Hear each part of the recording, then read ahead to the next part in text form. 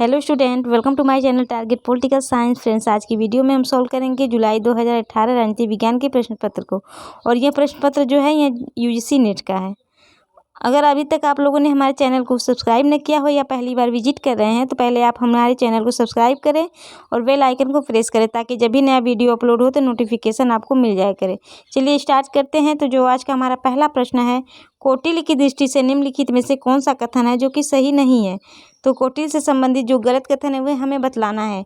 देखिए, वे राजनीतिक अर्थशास्त्र को एक स्वतंत्र विषय बनाने वाले प्रथम व्यक्ति थे। तो कौटिल्य जो थे वह राजनीतिक अर्थशास्त्र को एक स्वतंत्र विषय बनाने वाले प्रथम व्यक्ति थे। उन्होंने राजनीति के एक ऐसे सिद्धांत का प्रतिपादन किया जो राज्य व्यवस्था के प्रत्यक्ष व्यवहारिक सरोकार से संबंधित था। तो यह भी सही है। और फोर्थ है कि पहली बार उन्होंने भारत में एक सुदृढ़ राजनीतिक नियंत्रण की आवश्यकता पर बल दिया। तो ये भी सही है। जो हमारा गलत क्वेश्चन कथन है वह ऑप्शन सी है कि उन्हें नीति शास्त्र परंपरा का संस्थापक होने का श्रेय दिया जाता है। तो यह गलत है, तो हमें गलत बतलाना था। तो हमारा सही होगा ऑप्शन सी। अगला प्रश्न है कि निम्नलिखित में से किसने कहा कि रिपब्लिक इस कारण से एक आदर्श राज की तस्वीर नहीं देती कि यह एक रोमांस है, बल्कि प्लेटो चाहते थे कि यह भलाई के विचार पर एक वैज्ञानिक आक्रमण की शुरुआत बने। यह कथन किसके द्वारा कहा गया कि रिपब्लिक इस कारण से एक आदर्श राज की तस्वीर नहीं देता कि यह एक रोमांस है, बल्कि प्लेटो चाहते थे कि यह भलाई के विचार पर एक वैज्ञानिक आक्रमण की शुरुआत बने। तो यह कथन है डनिंग का। डनिंग महोदय कहते हैं। जो डनिंग है, देखिए, ये प्रसिद्ध अमेरिकी इतिहासविद हैं और एक राजनीतिक सिद्धांतकार भी हैं। इन्होंने कहा कि जो रिपब्लिक जो पुस्तक है प्लेटो की, इस कारण से एक आदर्श राज की तस्वीर नहीं दे पाती कि यह एक रोमांस है, बल्कि प्लेटो चाहते थे कि यह भलाई के विचार पर एक वैज्ञानिक आक्रमण की शुरुआत बने। देखिए, इनकी पुस्तक है history of political theories ancient and medieval. History of political theories ancient and medieval, जो कि 1902 की इनकी प्रसिद्ध रचना है। 1902 से लेकर 20 तक इनकी जो रचना है, प्रसिद्ध रचना है, history of political theory ancient and medieval. चलिए अगला प्रश्न है कि निम्नलिखित में से किसने कहा कि काल के क्रम में राज्य जो है वह परिवार और व्यक्ति के बाद आता है, लेकिन वहीं अगर प्रकृति का क्रम लिया जाए तो राज्य क्या होगा, तो परिवार और व्यक्ति के पहले आएगा। तो देखिए, यह कथन था अरस्तु का। यह कथन है अरस्तु का। देखिए, अरस्तु जो है राजनीति विज्ञान के जनक के रूप में माने जाते हैं और इन्होंने कहा है कि काल के क्रम में राज्य जो है वह परिवार या व्यक्ति के बाद आता है, लेकिन वहीं प्रकृति के क्रम में उनसे पहले आता है। प्लेटो आदि की तरह अरस्तु भी राज्य के सावयवी संस्था, राज्य को क्या मानते हैं, तो सावयवी या जैविक संस्था मानते हैं। अब पॉलिटिक्स जो इनकी प्रसिद्ध पुस्तक है। अगला हमारा प्रश्न है कि लॉक के लिए निम्नलिखित में से कौन सामाजिक संविदा की दृष्टि से सही नहीं है। तो लॉक के लिए निम्नलिखित में से कौन सामाजिक दृष्टि से सही नहीं है। तो देखिए, जो लॉक के लिए सामाजिक समझौते की दृष्टि से संबंधित नहीं है, लॉक से गलत जो है वह होगा ऑप्शन बी हमारा, कि संविदा जिसके प्रति प्रत्येक पीढ़ी को सहमति नहीं देनी चाहिए। यह बात लॉक के द्वारा नहीं की गई है कि संविदा जिसके प्रति हर एक पीढ़ी को सहमति नहीं देनी चाहिए। तो हमारा ऑप्शन इसमें बी सही होगा। देखिए, राज्य की उत्पत्ति के सामाजिक समझौते के सिद्धांत को प्रस्तुत करने वाले विचारकों की श्रेणी में लॉक एक प्रमुख विचारक है। इनके अनुसार संविदा के प्रति हर एक पीढ़ी को सहमति देनी चाहिए। क्या देनी चाहिए, सहमति देनी चाहिए, यह न कि नहीं देनी चाहिए। इसीलिए यह गलत हो जाता है। और लॉक जो है वह दो समझौते की बात करते हैं, एक लोगों को आपस में और दूसरे लोगों के संप्रभु से। लोक ने जो संप्रभु की बात की थी समझौते की, वे दो समझौते की बात करते थे। एक लोगों का आपस में समझौता होता है और दूसरा लोगों का और संप्रभु के बीच समझौता होता है। और इसमें लोगों को क्रांति करने की बात भी लॉक द्वारा कही गई थी। चलिए अगला प्रश्न है कि रूसो के लिए निम्नलिखित में से कौन सही नहीं है। रूसो के लिए निम्नलिखित में से कौन सही नहीं है। तो रूसो से संबंधित जो गलत कथन है वह हमें बतलाना है। तो देखिए, जो ऑप्शन डी है कि गौरव तर्क को उत्प्रेरित नहीं करता, तो यह गलत है। रूसो के से यह संबंधित नहीं है। देखिए, जो जीन जैक्स रूसो हैं उनके अनुसार यह सत्य नहीं है कि गौरव तर्क को उत्प्रेरित नहीं करता। रूसो कहते हैं कि यह गलत है कि गौरव जो है वह तर्क को उत्प्रेरित नहीं करता। रूसो ने विज्ञान एवं कला के विकास को मनुष्य की नैतिकता का विनाशक बताया है। रूसो ने विज्ञान एवं कला के विकास को मनुष्य की नैतिकता का विनाशक बताया है। विज्ञान और कला के विकास को क्या बताया है, तो मनुष्य की नैतिकता का विनाशक बताया है। इनकी पुस्तक है द सोशल कंट्रोल और the email. The social contract है, द सोशल कॉन्ट्रैक्ट और द ईमेल जो इनकी पुस्तक है रूसो की। तो ऑप्शन डी सही नहीं होगा कि गौरव तर्क उत्प्रेरित नहीं करता, यह बात नहीं करते हैं।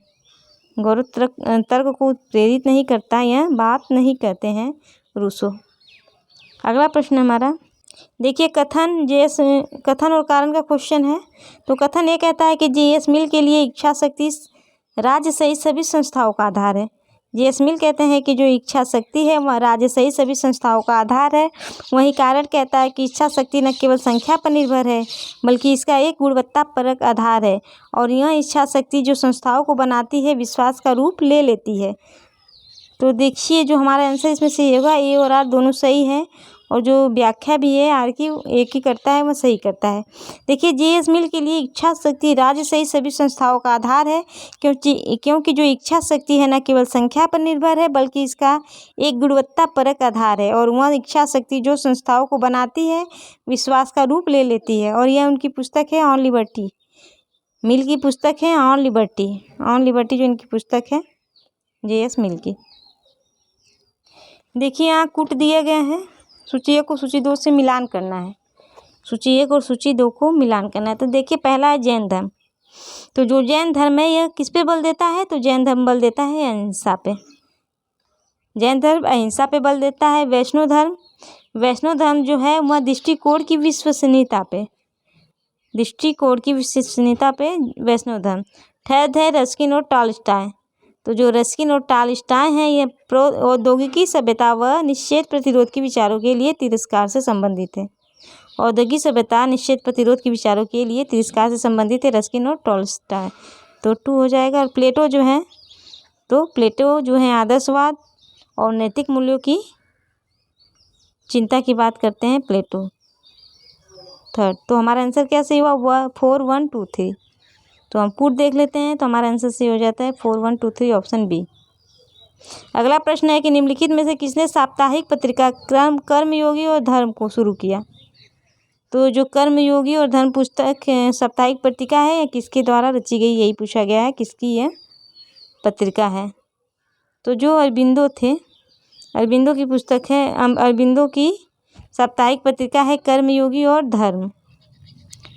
इनकी पुस्तक का नाम है अरबिंदो के the life divine, the synthesis of yoga.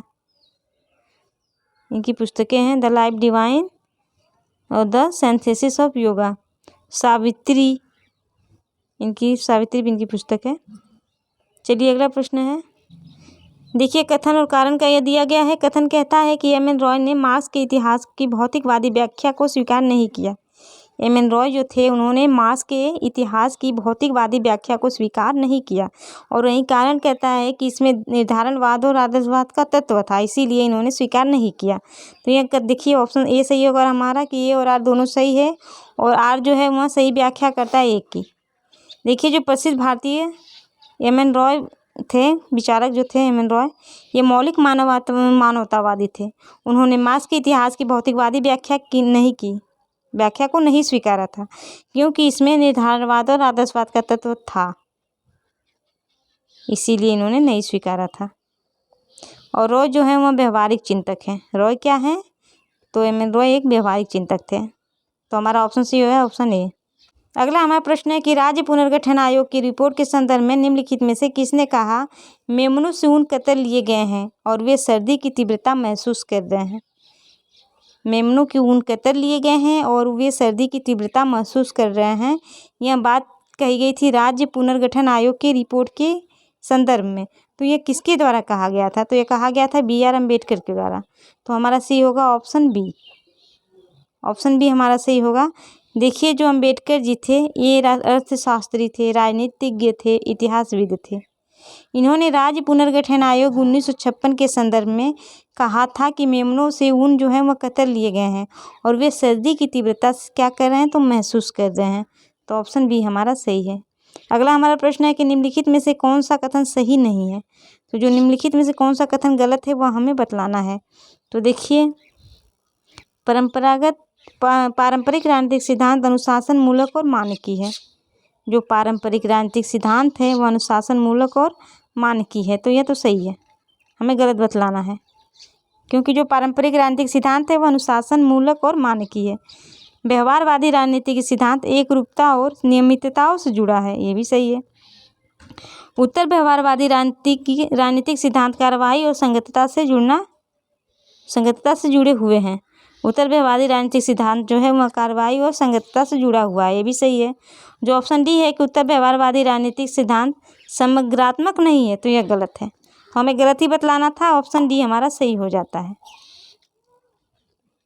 देखिए, उत्तर व्यवहारवादी राजनीतिक सिद्धांत जो है वह समग्रात्मकता नहीं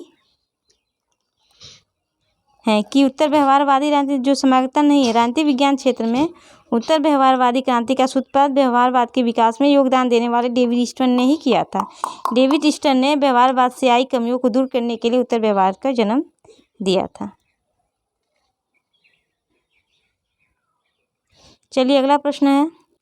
देखिए, अगला हमारा प्रश्न है कि आइजिया बर्लिन का निम्नलिखित में से कौन सा तर्काधार राजनीतिक सिद्धांत राजनीतिक दर्शन के पुनरुत्थान के संदर्भ में सही नहीं है। आइजिया बर्लिन का निम्नलिखित में से कौन सा तर्काधार है जो राजनीतिक सिद्धांत राजनीतिक दर्शन के पुनरुत्थान के संदर्भ में सही नहीं है, तो हमें यह बतलाना है। तो देखिए, पहला है कि राजनीति समाज में विद्यमान रहती है, जहाँ उद्देश्य टकराते हैं। उदारवादी व्यवस्था में राजनीतिक सिद्धांत का कभी भी अंत नहीं हो सकता, ये सही है। राजनीतिक सिद्धांत के पतन के लिए पक्के अनुभववादियों को उत्तरदायी ठहराया जा सकता है, जिन्होंने क्लासिकी परंपरा को प्रतिस्थापित कर दिया है, तो यह भी सही है। थर्ड है कि आदमी के जिज्ञासु और तर्कसंगतता परीक्षा के परिणाम स्वरूप राजनीतिक सिद्धांत का अस्तित्व बना रहेगा, तो ये भी सही है। फोर्थ है कि इन्हें राजनीतिक सिद्धांत दर्शन के पुनरुत्थान के प्रति संदेह है, तो ये देखिए गलत है, ऑप्शन डी हमारा गलत है, तो हमें गलत ही बतलाना था, तो हमारा सही होता है ऑप्शन डी। देखिए, जो सर आइजिया बर्लिन है ये एक रूसी ब्रिटिश सामाजिक और राजनीतिक सिद्धांतवादी और दार्शनिक थे। बर्लिन राजनीतिक सिद्धांतों के पतन की संकल्पना का खंडन करते हैं। राजनीतिक सिद्धांत के पुनरुत्थान के संदर्भ में ये कहते हैं, इनका कथन सही कहा गया है, पुनरुत्थान के संदर्भ में यह कथन सही नहीं है कि उन्हें राजनीतिक सिद्धांत दर्शन के पुनरुत्थान के प्रति संदेह है, तो यह गलत है, तो ऑप्शन डी हमारा सही होता है। अगला हमारा प्रश्न है कि निम्नलिखित में से किसने समाज के परस्पर फायदे के लिए एक सहकारी उद्यम कमोबेश आत्मनिर्भर और आवश्यक नियमों के द्वारा शासित के रूप में परिकल्पना की। निम्नलिखित में से किसने समाज के परस्पर फायदे के लिए एक सहकारी उद्यम कमोबेश आत्मनिर्भर और आवश्यक नियमों के द्वारा शासित के रूप में परिकल्पना की, तो यह होगा हमारा option C, John Rawls. John Rawls ने समाज के परस्पर फायदे के लिए एक सहकारी उद्यम कमोबेश आत्मनिर्भर और आवश्यकता नियमों के द्वारा शासित के रूप में परिकल्पना की। अपने न्याय सिद्धांत की व्याख्या करते हुए रॉल्स ने अज्ञानता का पर्दा वेल ऑफ इग्नोरेंस की संकल्पना दी है। अगला प्रश्न है कि निम्नलिखित में से किसने आलेख दी जिगजैग ऑफ पॉलिटिक्स। तो ये दी जिगजैग ऑफ पॉलिटिक्स जो पुस्तक है रॉबर्ट नोजिक की, हमारा ऑप्शन सी सही होता है। द जिगजैग ऑफ पॉलिटिक्स अमेरिकी दार्शनिक रॉबर्ट नोजिक का आलेख है। नोजिक की प्रसिद्ध पुस्तक है एनार्की स्टेट एंड यूटोपिया,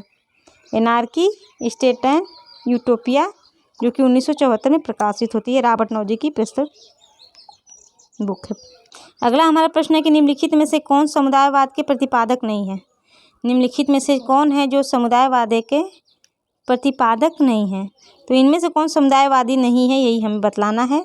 तो देखिए, जो फ्रेडरिक हाइक है ये समुदायवादी चिंतक नहीं है, बाकी जो सेडेर मैकिन्टायर हैं, माइकल सैंडेल है, माइकल वाल्जार हैं, ये क्या है, ये तीनों समुदायवादी थिंकर्स है, ये तीनों समुदायवादी थिंकर हैं।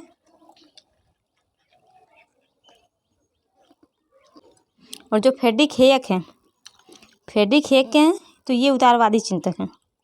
हेयक क्या हैं, तो हेयक उदारवादी थिंकर हैं, हमारा ऑप्शन डी सही होता है।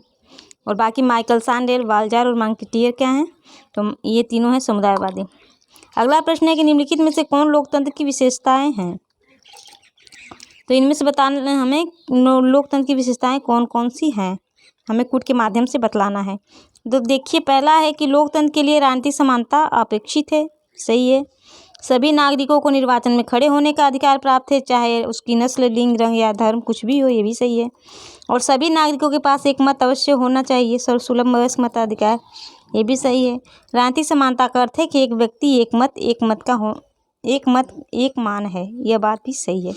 तो लोकतंत्र की विशेषताओं में ये चारों सम्मिलित है, तो हमारा ऑप्शन डी सही होगा, 1, 2 एंड 3 एंड 4।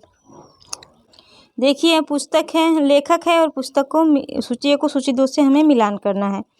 तो ब्रिया बेरी, जो ब्रिया बेरी है, इनकी पुस्तक का नाम है the liberal theory of justice. The liberal theory of justice इनकी पुस्तक है, ब्रिया बेरी की पुस्तक है the liberal theory of justice. Susan Moller Okin की पुस्तक है justice, gender and family. Justice, gender and family, Susan Moller Okin की पुस्तक है। अमर्त्य सेन की पुस्तक है idea of justice. Idea of justice जो है वह अमर्त्य सेन की पुस्तक है। टॉम कैंपबेल की पुस्तक है जस्टिस। तो हमारा आंसर 4, 3, 2, 1 सही होता है। तो ऑप्शन ए हमारा सही है, 4, 3, 1, 2। एक बार देख लेते हैं। ब्रिया बेरी की पुस्तक the liberal theory of justice, Susan Moller Okin justice, gender and family, Amartya Sen idea of justice और टॉम कैंपबेल जस्टिस। अगला हमारा क्वेश्चन है कि मार्क्स के अधिशेष मूल सिद्धांत के निम्नलिखित में से कौन सी विशेषताएं हैं। मार्क्स के अधिशेष मूल सिद्धांत की विशेषताओं को हमें बतलाना है। तो देखिए, पहला है कि यह रिकार्डो के सिद्धांत का विस्तारित रूप है। यह रिकार्डो के सिद्धांत का विस्तारित रूप है, तो सही है। मार्क्स ने अधिशेष मूल का जो सिद्धांत लिया था वह रिकार्डो से ही लिया था।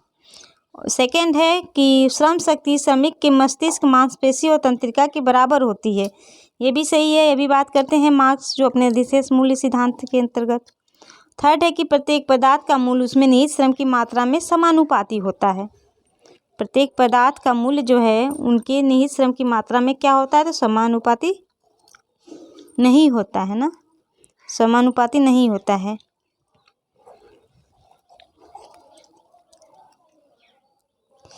ये देखिए गलत है, इसमें नहीं दिया है ना, तो ये गलत है। फोर्थ है कि उत्पादन में जितने श्रम घंटे लगे हैं उसकी संख्या, कामगार को उसकी संख्या के अनुपात में अवश्य भुगतान किया जाना चाहिए, तो ये बात करते हैं। तो 4 भी सही है। तो हमारा देखिए 1, 2 और 4 सही है, तो हमारा ऑप्शन सही होगा 1, 2 एंड 4। ऑप्शन सी हमारा सही होता है। देखिए, जो कार्ल मार्क्स है, इनकी अधिशेष मूल्य की जो विशेषताएं हैं, ये डेविड रिकार्डो के सिद्धांत का विस्तारित रूप है। श्रम शक्ति श्रमिक की मस्तिष्क, मांसपेशी और तंत्रिका के बराबर होती है। उत्पादन में जितने श्रम घंटे लगे कामगार को उसकी संख्या के अनुपात में अवश्य भुगतान किया जाना चाहिए। यह सिद्धांत मार्क्स ने अपनी पुस्तक दास कैपिटल में दिया है।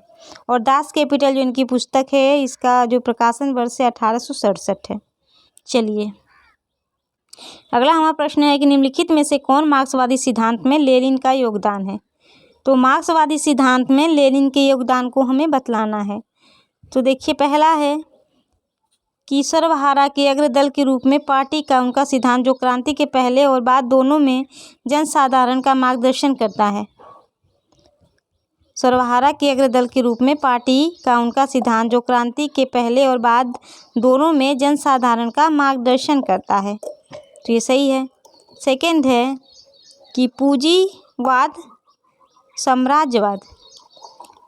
साम्राज्यवाद का उनका सिद्धांत जिसको उन्होंने पूंजीवाद के मध्यवर्ती चरण के रूप में माना है, तो देखिए ये गलत है, ये नहीं होगा। लेनिन के बारे में हमें बतलाना है, मार्क्सवादी सिद्धांत में जो लेनिन का योगदान है। और थर्ड है कि दुनिया के पहले सर्वहारा राज्य के पुनर्निर्माण के लिए उनका विचार, तो सही है। और क्रांति की रणनीति और दांव पेच का उनका सिद्धांत, ये भी सही है। तो हमारा आंसर बी सही होता है, 1, 3 एंड 4। देखिए, जो बोल्शेविक क्रांति के सूत्रधार हैं लेनिन, ये मार्क्सवादी चिंतक हैं। लेनिन साम्राज्यवाद को पूंजीवाद की उच्चतम अवस्था मानते हैं।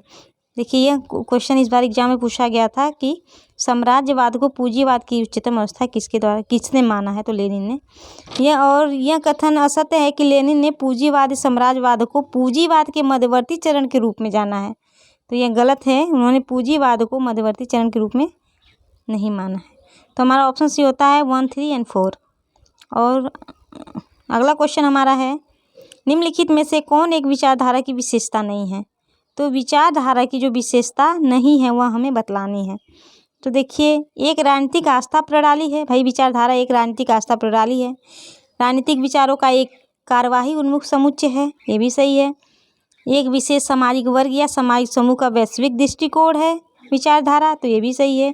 वे राजनीतिक विचार जो वर्ग या सामाजिक हितों को समाविष्ट या व्यक्त नहीं करते, तो ये गलत है। तो हमारा ऑप्शन सही होगा, क्योंकि व्यक्त करते हैं और इसमें विशेषता नहीं पूछी गई है, तो ये गलत हो रहा है। तो हमारा आंसर ऑप्शन डी सही होगा। देखिए, विचारधारा की एक विशेषता नहीं होती है कि वे राजनीतिक विचार जो वर्गीय और समाज हितों को समाविष्ट या व्यक्त नहीं करते, अर्थात विचारधारा राजनीतिक विचारों, वर्गों, सामाजिक हितों को अपने अंदर समाविष्ट करते हुए उन्हें व्यक्त करती है। अगला क्वेश्चन हमारा है कि निम्नलिखित में से किसने तुलनात्मक राजनीति की परिभाषा दलों, हितों और नेतृत्व संरचना के मुख्य रूप से संबंधित होने के रूप में दिया? निम्नलिखित में से किसने तुलनात्मक राजनीति की परिभाषा को दलों, हितों और नेतृत्व संरचना के मुख्य रूप से संबंधित होने के रूप में दी है? तो देखिए हमारा ऑप्शन सी होगा, राय सी मैकगिडिस और वार्ड ने। ऑप्शन सी हमारा सही होगा, राय सी मैकगिडिस और वार्ड ने। देखिए, तुलनात्मक राजनीति के विद्वान है राय सी मैकगिडिस और वार्ड। इन्होंने तुलनात्मक राजनीति की परिभाषा दलों, हितों और नेतृत्व संरचना के मुख्य रूप से संबंधित होने के रूप में दी है। इनकी पुस्तक है the study of comparative government, the study of comparative government, जो कि 1968 की है। इनकी मैकगिडिस की प्रमुख रचना है। तो मैकगिडिस की प्रमुख रचना कौन सी है? The study of comparative government, जो कि 1968 में प्रकाशित होती है। अगला हमारा क्वेश्चन है कि द प्रेसिडेंशियल रिपब्लिक पुस्तक के लेखक कौन है? द प्रेसिडेंशियल रिपब्लिक पुस्तक के लेखक कौन है? तो देखिए, द प्रेसिडेंशियल रिपब्लिक पुस्तक के जो लेखक वह है जीन ब्लॉन्डेल है की पुस्तक है द प्रेसिडेंशियल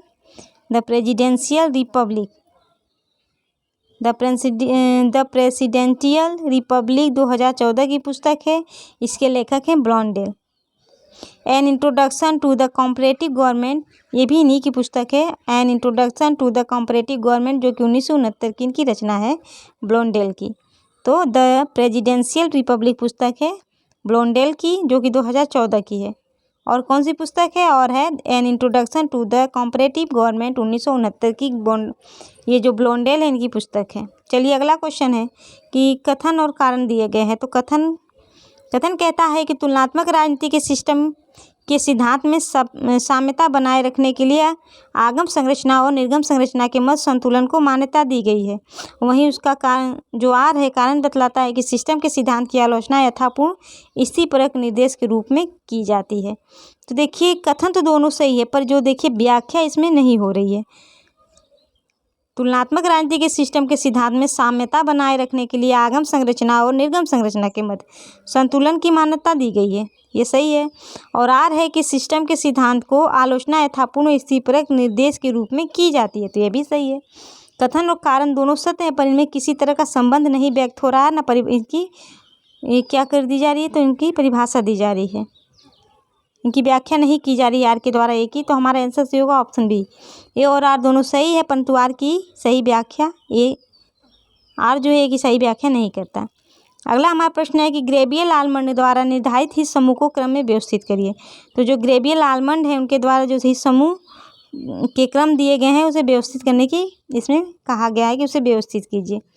तो देखिए, ग्रेबियल आलमंड ये जो क्वेश्चन है यह आयोग द्वारा डिलीट कर दिया गया था, तो हम भी इसे नहीं देखते हैं। चलिए अगला क्वेश्चन है, निम्नलिखित को सूची 1 को सूची 2 से सुमेलित करना है।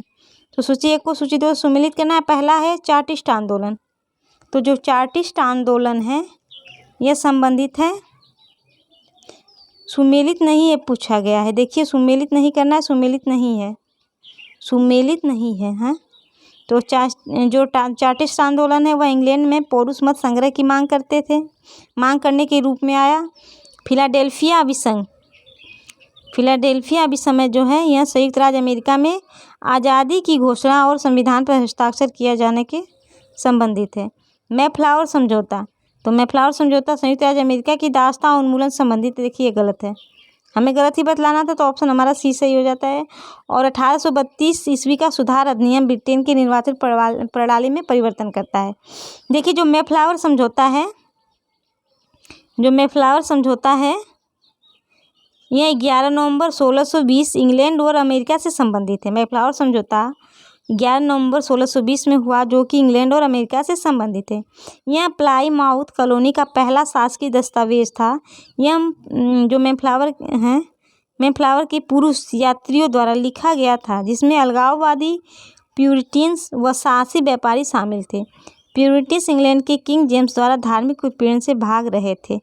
तो मैफ्लावर समझौता ये संयुक्त राज्य अमेरिका की दास्तां उन्मूलन से संबंधित नहीं है। तो ऑप्शन सी हमारा, इसमें देखिए ऑप्शन सी हमारा सही होता है। ऑप्शन सी जो नहीं संबंधित, गलत है, मैफ्लावर समझौता, ऑप्शन सी हमारा सही होता है। सो फ्रेंड्स, अगर आप लोगों को क्लास पसंद आई हो तो आप लोग इसे ज़रूर लाइक करें, शेयर करें और सब्सक्राइब करें। चलिए मिलते हैं नेक्स्ट वीडियो में। धन्यवाद।